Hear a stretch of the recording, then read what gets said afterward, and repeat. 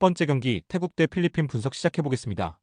태국은 이번 대회 어조에서 사전 전승으로 압도적인 경기력을 보여주며 준결승에 진출했습니다. 1차전 패배에도 불구하고 팀의 전력은 여전히 강력하며 홈 경기에서의 우위가 뚜렷합니다. 특히 태국은 빠른 측면 돌파와 공격진의 개인 기량을 활용해 상대의 수비를 흔드는 데 능숙합니다. 공격진의 핵심인 테라싹 당다와 수파남 무안타는 팀의 득점을 책임지고 있으며 중원에서의 조율도 안정적입니다.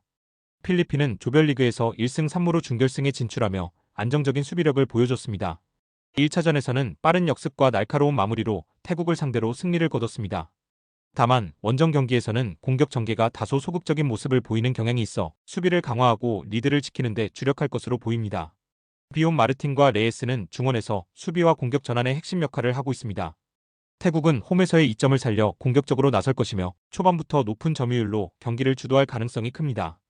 필리핀은 수비를 강화하며 역습으로 추가 득점을 노릴 것입니다. 태국이 전력면에서 우위를 보이고 있으나 필리핀의 단단한 수비도 무시할 수 없는 요소입니다.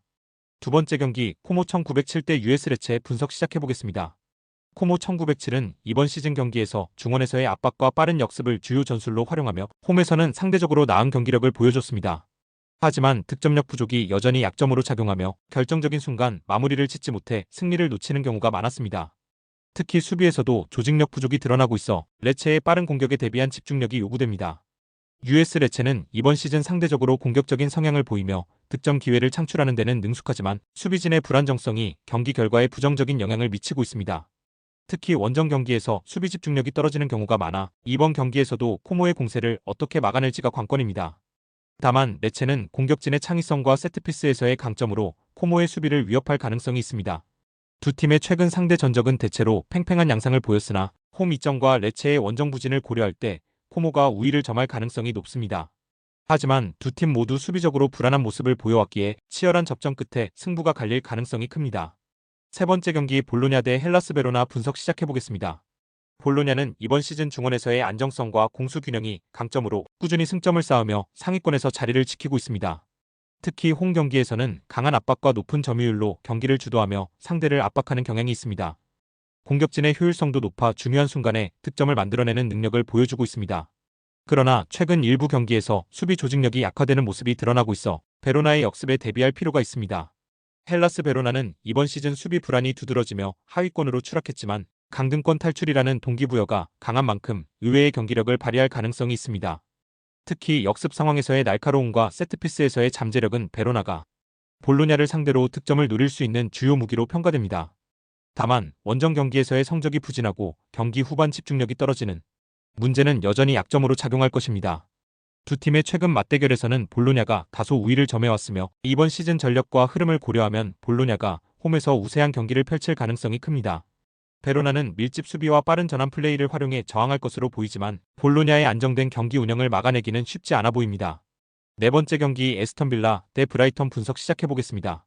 아스톤 빌라는 이번 시즌 홈 경기에서 강력한 모습을 보이며 상대를 압박하고 경기 주도권을 잡는 데 능숙합니다.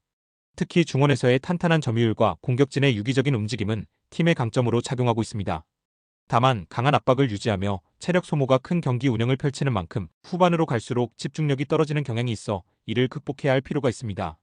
이번 경기에서도 홈팬들의 지지를 바탕으로 공격적인 전술을 펼칠 가능성이 큽니다. 브라이턴은 이번 시즌 수비 조직력이 비교적 안정적이며 특히 중원에서의 점유율 싸움에 능한 모습을 보이고 있습니다. 그러나 결정적인 득점 기회를 살리는데 다소 부족함을 보이며 승점 관리에서 어려움을 겪고 있습니다. 원정 경기에서도 꾸준히 실점을 최소화하며 경쟁력을 유지해왔으나 상대적으로 공격 전개에서의 속도와 창의성이 부족해 공격적인 팀을 상대로는 고전하는 경우가 많습니다. 두 팀의 최근 상대 전적에서는 대체로 팽팽한 경기가 이어졌으며 이번 시즌의 전력과 경기 스타일을 고려할 때도 비슷한 양상이 예상됩니다. 아스톤 빌라가 홈 이점을 살려 초반 주도권을 잡고 공격을 시도하겠지만 브라이턴의 탄탄한 수비와 안정적인 경기 운영이 경기를 어렵게 만들 가능성이 있습니다. 다섯 번째 경기 입스위치 대 첼시 분석 시작해보겠습니다. 입스위치 타운은 이번 시즌 공격과 수비 양면에서 고전하며 강등권에 머물러 있지만 홈 경기에서는 간혹 강팀을 상대로 끈질긴 저항을 보여주었습니다.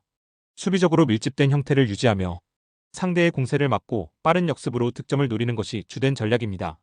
그러나 득점력 부족과 수비에서의 조직력 문제는 여전히 약점으로 첼시와 같은 강팀을 상대로는 이를 극복하기 어려울 가능성이 높습니다.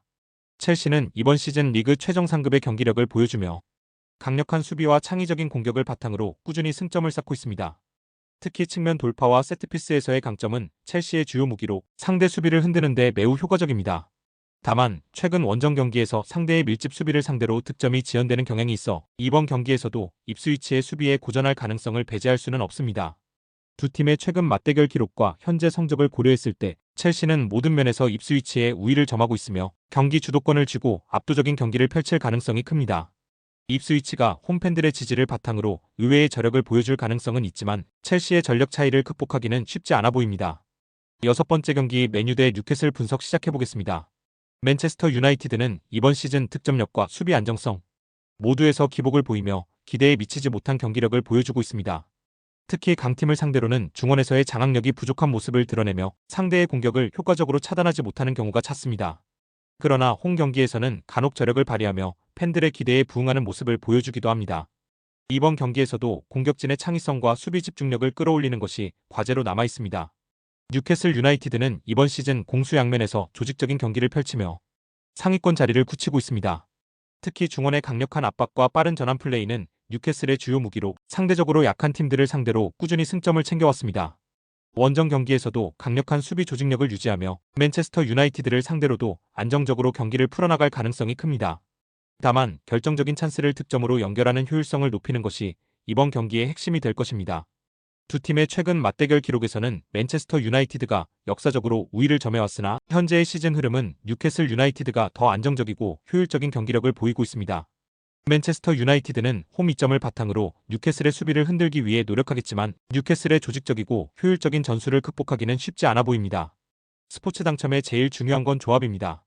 각 팀 분석을 잘한다고 하여도 조합을 못할 경우 큰 배당을 가져가지 못하는 거 다들 아실 겁니다. 그리고 유튜브에 조합을 올려드릴 수 있지만 좀 더 자세한 정보들과 배당 흐름 및 각종 이슈 등 경기 전까지 어떻게 될지 모르니 조합을 빠르게 유튜브에 올려드릴 수 없는 점 양해 부탁드립니다. 조합 신청은 아래 고정 댓글 링크로 조합 신청 말 걸어주세요. 금전 요구 및 멤버십 가입 조건 일체 없습니다. 좋은 건 서로 나눠 갑시다.